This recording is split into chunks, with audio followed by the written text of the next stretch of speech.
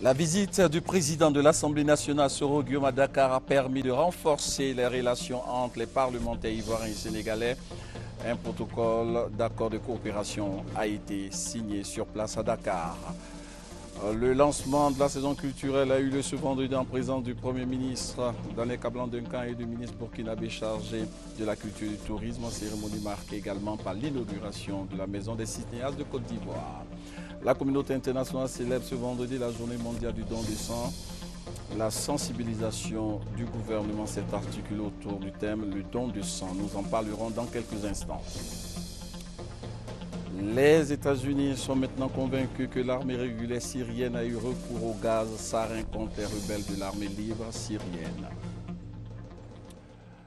Voilà pour les principaux titres. Bonsoir, bienvenue à ce tour complet de l'actualité ici en Côte d'Ivoire et à l'étranger où se rendra le chef de l'État. Demain, le président Alassane Ouattara est attendu au Gabon où il participera dans un premier temps aux travaux de la deuxième rencontre d'échange sur le développement. Et sur place à Libreville, le président Alassane Ouattara va également parrainer la 12e promotion sortante de l'école d'état-major de Libreville. Comme annoncé dans les titres, la visite du président de l'Assemblée nationale, Soro Guillaume, à Dakar a permis de renforcer les relations entre les parlementaires ivoiriens et sénégalais.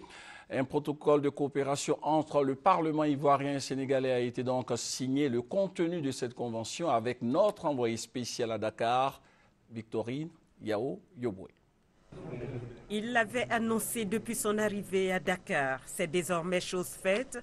Guillaume Kigbafori Soro vient de signer le protocole cadre de coopération avec Moustapha Niasse.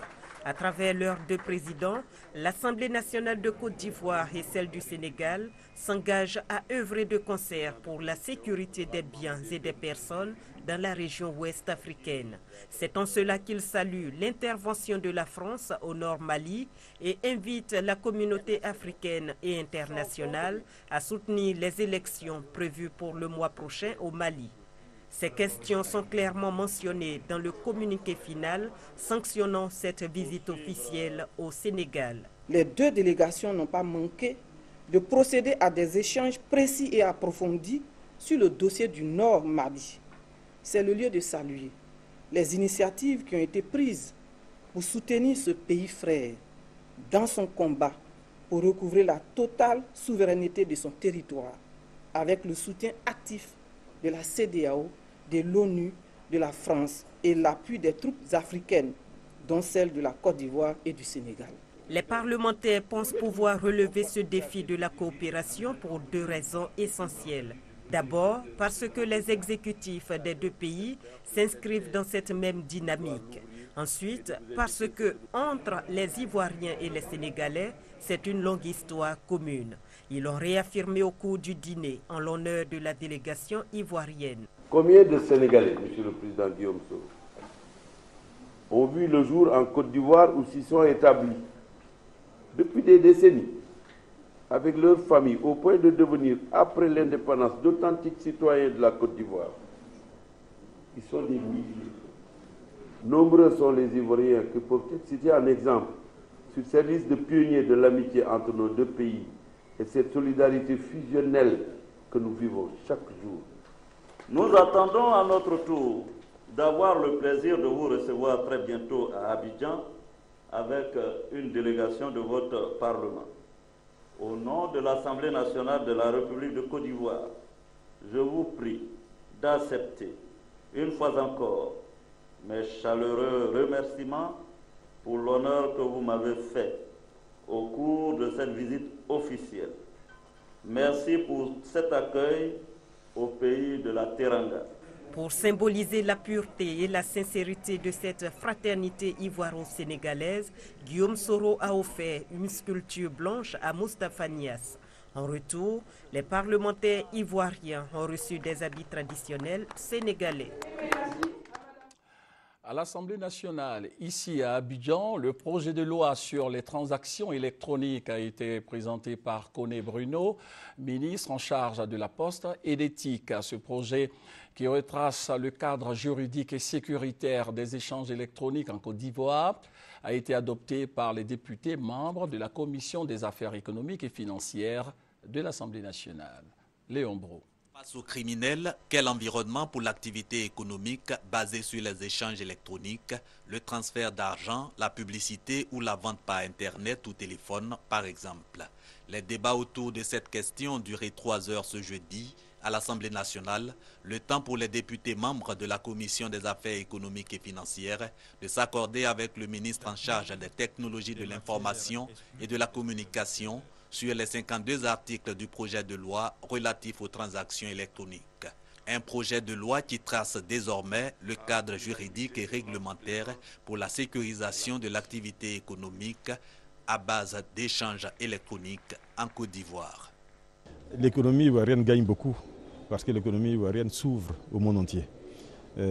Avec un ordinateur, dans le village le plus reculé de Côte d'Ivoire, vous pouvez avoir accès aux Guatémaltèques, aux Chiliens, aux Japonais, etc. De la même façon, le Japonais, dans la ville la plus reculée, peut avoir accès aux poteries, par exemple, de Katiola, aux fabrications artisanales des tisserands de Bomizambo, ou à une sculpture qui est faite, par exemple, à Tafiré.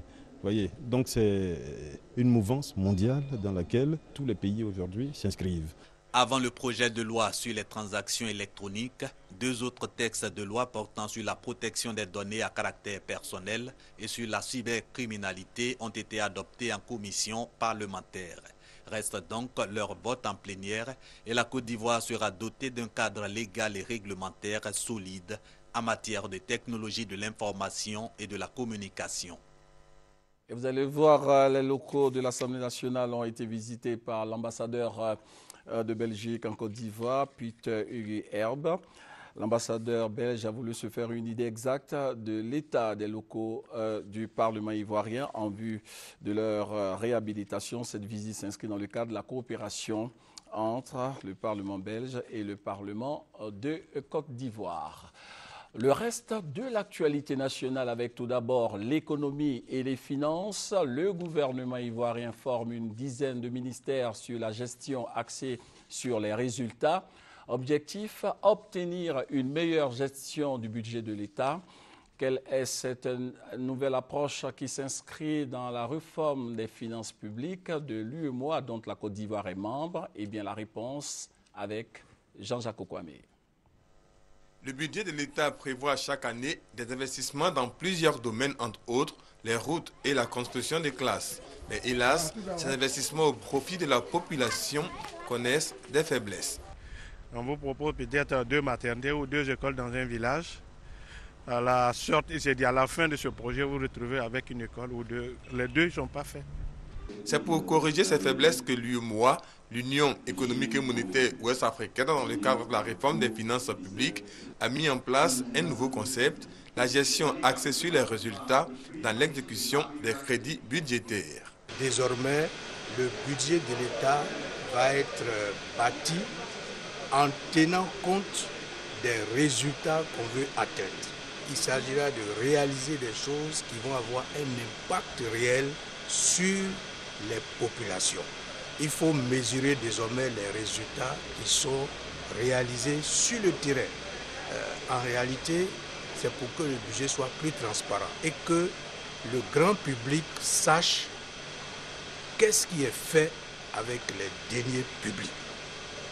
Après la phase pilote en 2010, avec 2 ministères, le projet a enregistré en 2012 l'entrée de 8 ministères et en 2013, 5 ministères. Ils ont été formés sur la gestion axée sur les résultats conformément aux nouvelles directives de l'UEMOA.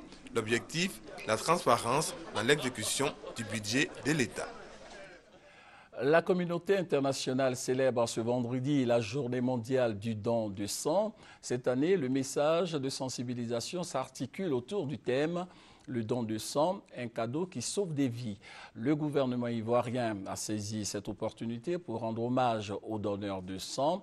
L'occasion a été également donnée aux responsables du Centre national de transfusion sanguine d'expliquer le mécanisme de traitement du sang prélevé. Beckett Aliko, Delphine Plat pour le commentaire.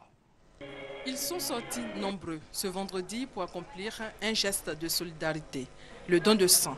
J'ai donné mon sang pour pouvoir sauver et aider mes frères, ceux qui en ont besoin. Et pour pouvoir m'aider moi aussi. Le jour que j'en aurai besoin, que je puisse en avoir. Le don de sang, en tout cas, est un acte de très grande portée patriotique. Et donner le sang permet de sauver des vies. Malheureusement, l'offre en produits sanguins est insuffisante. Comment augmenter le nombre de donneurs et maintenir la motivation? C'est le défi que veut relever le Centre national de transfusion sanguine en cette année 2013. Le don de sang est un acte volontaire et gratuit. Mais qui peut donner un peu de son sang? Et comment se fait l'analyse du prélèvement? Tout le monde peut donner son sang à condition d'avoir au moins 18 ans, peser au moins 50 kilos et être en bonne santé. Le sang qui est prélevé est d'abord traité au laboratoire. On pratique des tests de dépistage des maladies et principalement on fait les tests des hépatites B et C, du VIH-Sida et de la syphilis. Le don de sang se fait tous les 3 mois. Les personnes désireuses de donner un peu de leur sang peuvent se rendre dans les différents centres de santé, notamment le CHU de Cocody, le centre d'Abobo Baoulé, le centre d'Abobo Sud ou le Centre national de transfusion sanguine. Le cancer du col de l'utérus et ses conséquences, c'est le thème de la conférence débat organisée récemment à San Pedro. Il faut le dire, le cancer du col de l'utérus continue de faire de nombreuses victimes chaque année en Côte d'Ivoire. Thérèse Tapé-Yoboué nous en parle. Une femme meurt du cancer du col de l'utérus toutes les 2 minutes dans le monde. En Côte d'Ivoire, 6 000 cas sont diagnostiqués chaque année, malheureusement la plupart tardivement. À cela s'ajoute le manque de moyens financiers et surtout d'équipements appropriés dans les centres de santé. C'est donc pour informer, sensibiliser les femmes de San Pedro sur les conséquences de cette maladie qu'une conférence de débat a été animée par Dr Hachi Justin.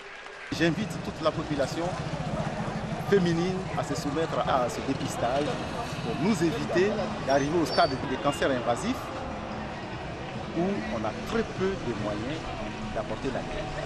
Cette conférence a été l'occasion pour 300 femmes de suivre un dépistage gratuit. Le cancer du col de l'utérus, c'est une maladie qui fait des ravages, qui tue silencieusement. Donc vraiment, la conférence est la bienvenue. On est mieux informé par rapport à cette maladie. La marraine de la manifestation a plaidé auprès des autorités pour la dotation du CHR, d'un mammographe pour le dépistage du cancer du sein, la construction d'un centre de prévention du cancer.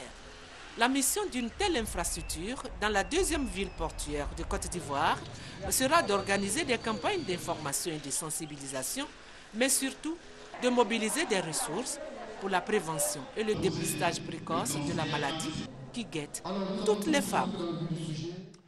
L'Organisation mondiale des douanes exprime son inquiétude face au trafic de faux médicaments qui gangrène le continent africain. On parle même de saisies records de produits de santé de contrebande ou contrefaits estimés à plusieurs milliards de francs CFA. Ces photos ont été prises lors de l'opération Billela, encerclement en Zoulou. Antipaludéens, antibiotiques ou anticancéreux, des containers entiers de faux médicaments. Ils ont été saisis au cours des contrôles douaniers qui ont lieu début avril simultanément dans 23 pays africains. Avec à la clé un record.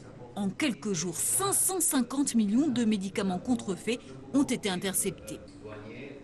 Face aux douaniers, des trafiquants qui se sont très vite adaptés après une première opération de ce type l'an dernier. Ils ont complètement tout changé. Ils ont changé les routes, ils ont changé les compagnies aériennes, ils ont changé les ports d'exportation, les ports d'importation. On est dans le cadre d'un changement perpétuel. Dès lors qu'on va intercepter un conteneur, eh bien, ils modifient leur plan, ils changent la route maritime, ils changent de compagnie. Bref, on est dans le cadre d'une problématique évolutive permanente. 550 millions de faux médicaments, cela représente 275 millions de dollars. Un trafic extrêmement lucratif en pleine expansion. Les producteurs basés en Chine et en Inde sont passés à un stade quasi industriel. Quand on voit des volumes pareils, donc ça ne peut plus être fait dans une cave d'un HLM. Donc il y a des volumes énormes, il y a des rouleaux pour faire les blisters, il y a des presses, un matériel moderne. Mais peu importe ce qu'il y a dedans, ce qu'ils veulent c'est vendre n'importe quoi au prix fort, le plus fort possible. Selon l'Organisation mondiale de la santé, les faux médicaments font 200 000 morts au moins chaque année en Afrique. Parlons maintenant de la sauvegarde et de l'amélioration de l'environnement.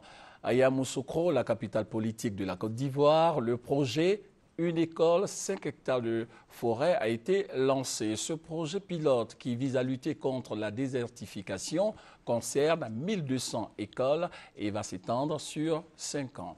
Charles Tatou. Sensibiliser les différents acteurs du système éducatif ivoirien sur les fonctions qu'assure la forêt ainsi que sa gestion. Voilà l'objectif que veut atteindre le ministère des Eaux et Forêts à travers le projet Une école 5 hectares de forêt. Pour le ministre en charge des Eaux et Forêts, Mathieu Babo Daré, cette nouvelle vision contribuera à appréhender la désertification qui profile à l'horizon dans le pays. Dans la destruction des forêts, c'est plus les jeunes qui le font. Donc aujourd'hui, en initiant les enfants dès leur jeune âge au planting et à la préservation de la forêt, à l'importance de l'écosystème, c'est protéger durablement cette forêt. À Grominakro, village de la commune de Yamoussoukro, les différents intervenants au lancement du projet Une école 5 hectares de forêt ont dénoncé l'exploitation abusive des forêts. De 9 millions d'hectares en 1965, nous sommes aujourd'hui à 2 500 000 hectares. Ils voient en ce projet le retour du massif forestier ivoirien.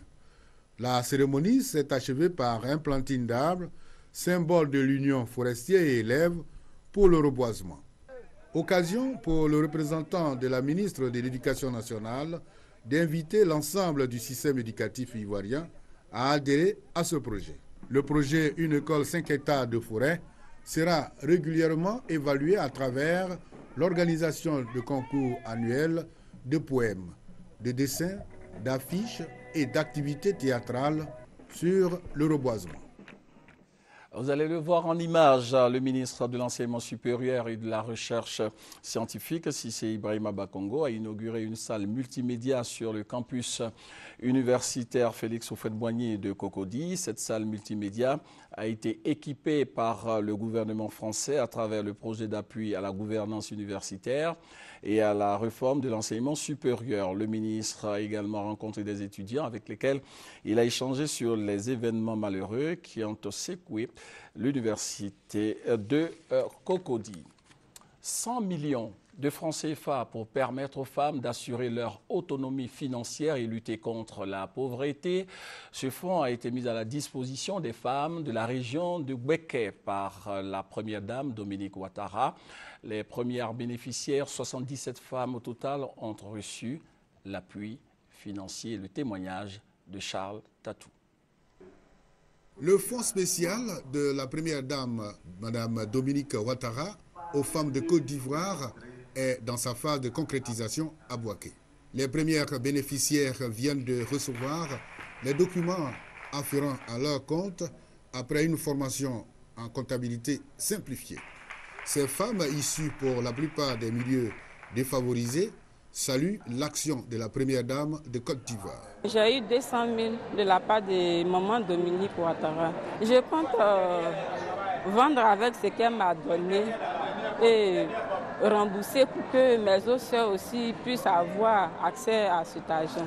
Merci à maman Dominique Ouattara, merci aussi à papa Ouattara qui nous a vraiment aidés pour qu'on puisse avoir ce crédit-là. J'ai eu 250 000. Je vends de la viande de porc. Et puis je fais chapalo. Donc c'est ce que je continue. Il ne faut pas avoir fait honte à la première dame. Il faut qu'on puisse rembourser pour que demain, les autres puissent avoir et puis le pays passe de l'avant, quoi. Du 25 au 28 juin prochain, 200 femmes constituant la deuxième vague seront formées à l'utilisation de ce fonds. Ce fonds, une fois octroyé, est remboursable dans un délai de 12 mois maximum afin de permettre à d'autres femmes d'en bénéficier et voir leur rêve de mener une activité génératrice de revenus se réaliser. Les auditeurs et auditrices des instituts de formation et d'éducation féminine du 3e cycle sont en examen. Ils ont reçu les encouragements de la ministre de la Solidarité, de la Famille et de la Femme, de l'Enfant. Le point avec Honorine Agnigori. Ces auditrices et auditeurs en fin de formation composent depuis mardi en couture adulte, enfants, broderie, pâtisserie, l'hygiène et la gestion de la maison. Au sortir de cet examen, ils devront pouvoir se prendre en charge pour subvenir à leurs besoins. Je suis là pour avoir mon diplôme et j'espère que ça va marcher. Bon, j'aimerais être une styliste modéliste. C'est abordable et j'espère qu'on va finir dans le temps. L'évaluation, tout se passe bien et ces matières ont pour coefficient 6 et les autres 3 sur 20. Le ministère de tutelle a des ambitions nobles pour les IFEF qui forment les jeunes filles et jeunes hommes déscolarisés ou analphabètes sur tous les plans, dont l'alphabétisation en vue de leur autonomisation. C'est un examen assez particulier parce que ces auditrices n'est-ce pas, sont emmenées, sont invitées à exécuter ce qu'elles ont appris depuis ces 3 années qu'elles fréquentent donc les IFEF. Donc c'est un exercice assez intéressant qui, en principe, doit pouvoir démontrer qu'elles ont suivi les cours régulièrement, qu'elles ont été donc assidues, n'est-ce pas, et qu'elles savent mettre en pratique ce qu'elles ont appris. Parce que c'est à partir de ce qu'elles auront appris qu'elles pourront donc être réinsérées dans le tissu social, se prendre en charge et créer des activités génératrices de revenus. Ce sont 283 auditeurs en fin de cycle qui composent dans 98 centres des instituts de formation d'éducation féminine pour cette année scolaire 2013 sur tout le territoire national. Depuis l'année dernière, l'informatique est au programme des IFEF. Parlons maintenant de diplomatie. L'ambassadeur de Liban est en fin de mission en Côte d'Ivoire. Son Excellence Ali Adjami a annoncé officiellement son départ d'Abidjan au Premier ministre Daniel Kablan-Duncan. Le diplomate libanais s'est dit satisfait de la coopération entre Abidjan et Beyrouth. Demain, le président Alassane Ouattara est attendu au Gabon où il participera dans un premier temps aux travaux de la 2e rencontre d'échange sur le développement. Et sur place à Libreville, le président de la République va également parrainer la 12e promotion sortante de l'école d'état-major de Libreville. Le point avec notre envoyé spécial sur place à Libreville, Awa Touré. Près de 700 participants, parmi lesquels des prix Nobel, des dirigeants d'entreprises, des décideurs financiers, des responsables politiques, des diplomates, des intellectuels et des journalistes, sont à Libreville, au Gabon, pour la 2e édition du New York Forum Africa, dont les travaux ont commencé ce vendredi 14 juin. L'objectif de ce forum, qui se veut un laboratoire d'idées, est de recenser les opportunités et de contribuer au développement durable du continent africain. Le président de la République, Alassane Ouattara, qui ambitionne de faire de la Côte d'Ivoire un pays émergent à l'horizon 2020, va prendre une part active à ce rendez-vous du donner et du recevoir. Autre point focal du séjour du chef de l'État au Gabon, c'est la sortie de la 12e promotion des officiers de l'école d'état-major. La promotion Alassane Ouattara. Pour l'ambassadeur de Côte d'Ivoire au Gabon, Philippe Mangou, les retombées de ces événements pour la Côte d'Ivoire sont bien réelles. La Côte d'Ivoire, en ce qui concerne le forum New York Africa, est dans la phase de reconstruction. Donc tout ce qui a trait à l'économie intéresse donc l'État ivoirien. Et c'est tout à fait normal que son Excellence vienne porter la voix de la Côte d'Ivoire. Alors sur le plan militaire, c'est tout aussi important, parce que nous entretenons de très bonnes relations avec le Gabon et nous pensons renforcer nos liens de coopération dans le domaine militaire. N'oublions pas que des officiers gabonais ont été formés à l'école des forces armées dans le temps. Et aujourd'hui, des Ivoiriens qui arrivent ici, c'est des échanges que nous effectuons pour que nous puissions échanger nos expériences dans le domaine militaire. L'occasion aussi pour l'ambassadeur Mangou de dire un mot de sa reconversion du treillis au costume de diplomate. Je profite de l'opportunité de votre visite ici pour dire un très grand merci à son Excellence, Monsieur le Président de la République, pour cette nomination. Le Président, en le faisant, montre à tous qu'il n'a vraiment pas de haine dans son cœur. Montre à tous qu'il tend la main dans la phase de reconstruction de notre pays à tous les enfants de ce pays sans exclusion, pour que chacun puisse apporter sa pierre. Et je crois que c'est ce que nous devons faire. Nous devons savoir, tous les Ivoiriens, que quand nous avons servi un président avec détermination, avec loyauté, avec fidélité, et qu'un autre vient à être élu par le peuple souverain de Côte d'Ivoire, on se doit de lui servir également avec fidélité, avec loyauté, avec détermination. Certains ne le comprennent pas, ils parlent de trahison, ils parlent de ceci. Non. Il faut être animé de l'esprit républicain et jouer véritablement son rôle de citoyen. Le président de la République, Alassane Ouattara, va mettre à profit son séjour au Gabon pour rencontrer la communauté ivoirienne, une communauté forte de 5399 membres. Au 6e jour de son hospitalisation, on ne sait pas grand-chose sur l'évolution de la santé de Nelson Mandela. Et selon la présidence sud-africaine, le héros de la lutte anti-apartheid se trouve toujours en soins intensifs et réagit bien au traitement. Cette information a été également donnée par l'ambassadeur de l'Afrique du Sud en Côte d'Ivoire, qui a accordé une interview à la rédaction du RTI 1. Il était au micro de Laurent Banga. We depend on the information that we receive. À ce jour, nous nous en tenons à la déclaration que le président de la République, le président Jacob Zuma, a faite face à l'Assemblée nationale pour informer l'opinion sud-africaine et tout le monde de l'état de santé de l'ancien président Nelson Mandela. Et selon notre président, l'ancien président, c'est vrai, est dans un état très sérieux, mais stable, et qu'il a commencé à répondre favorablement au traitement qui lui est administré. La situation dans laquelle se trouve l'ancien président Nelson Mandela est une situation qu'il a connue, qu'il a vécue et qu'il a surmontée dans le temps. Et donc, nous sommes convaincus qu'il va pouvoir s'en sortir encore une fois. Les États-Unis sont maintenant convaincus que l'armée régulière syrienne a eu recours au gaz sarin contre des rebelles de l'armée libre syrienne. Conséquence, le président américain Barack Obama a décidé de fournir une assistance militaire directe à l'opposition syrienne. Face au conflit asymétrique qui oppose les forces syriennes armées par Moscou et Téhéran à une rébellion équipée de briques et de broc, Washington a franchi un nouveau palier dans la menace. Après la France et la Grande-Bretagne, les États-Unis ont porté une accusation claire à l'encontre du régime. Notre communauté de renseignement estime que le régime Assad a utilisé des armes chimiques dont du gaz sarin à échelle réduite contre l'opposition à de multiples reprises dans l'année écoulée. Comme nous l'avons régulièrement dit, le recours à des armes chimiques viole les règles internationales et franchit des lignes rouges qui existent depuis des décennies. Un constat qui a poussé le président Obama à autoriser une augmentation de l'aide à la direction des opérations rebelles et qui pourrait déboucher sur la création de zones d'exclusion aérienne selon le Wall Street Journal. Cette avancée intervient au moment où l'ONU fait état du dernier bilan humain établi.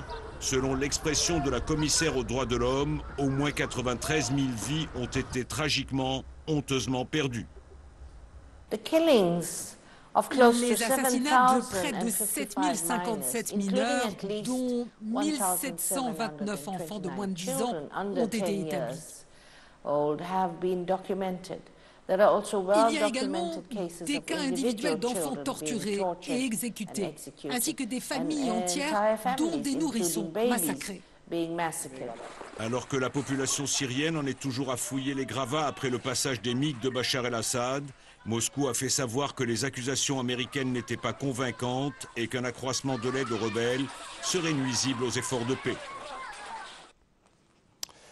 Actualité oblige, il y a eu aujourd'hui le lancement de la saison culturelle. Ce vendredi, en présence du Premier ministre Daniel Kablan, Duncan et du ministre burkinabé chargé de la culture et du tourisme. Cérémonie marquée également par l'inauguration de la Maison des cinéastes de Côte d'Ivoire. Comme vous le voyez, à la cérémonie d'ouverture, ce discours du ministre ivoirien chargé de la culture. Et bien demain, vous aurez le compte rendu complet de la rédaction avec Marie-Laure Ungoran. Et puis ce vendredi, les 50 millions d'électeurs iraniens ont voté pour élire un nouveau président, le successeur de Mahmoud Ahmadinejad. Les électeurs iraniens ont eu le choix entre 5 candidats conservateurs et un candidat considéré comme modéré. Il est important de savoir qu'en Iran, le président élu est toujours sous l'autorité du guide suprême qui définit les grandes lignes de la politique en Iran. Fin de ce journal. Bonne suite de programme sur RTI 1 et portez-vous bien.